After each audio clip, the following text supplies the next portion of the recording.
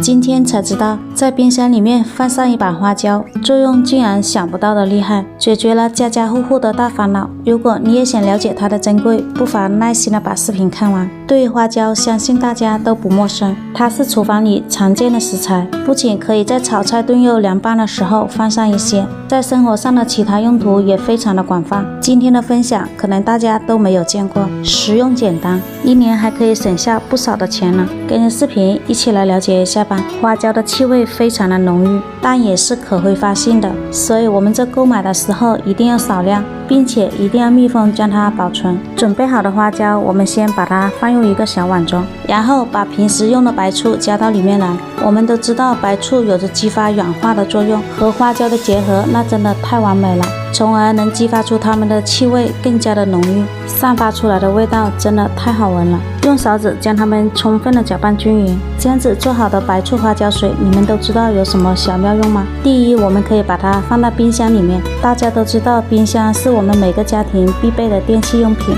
用于保鲜储存食物。可是由于里面存放的食材不一样，多了就比较容易串味，从而导致出现异味的情况，这样冰箱里面的食材就得不到有效的保鲜。那么我们就可以把做好的白醋花椒水放到冰箱里面，它所挥发出来的香味可以有效的去除冰箱里面的异味，防止串味的现象，这样能大大延长食材保存的时间。这个小妙招希望能帮助到大家。第二，我们可以把它放在阳台或者是家里的每一个角落，尤其是卫生间，不仅异味重，蚊子也比较活跃，还有一些其他的小可爱爬来爬去。那么我们就可以准备一碗花椒白醋水，它所挥发出来浓郁的香味，不仅可以去除异味，还能让蚊子嗅着气味不敢靠近，退避三舍。尤其是刚装修的房子，我们一定要放上一些花椒白醋水，这样能去除某种不好的东西。在这里不用多说，你们都知道。第三，我们也可以在植物的旁边放上一碗花椒白醋水。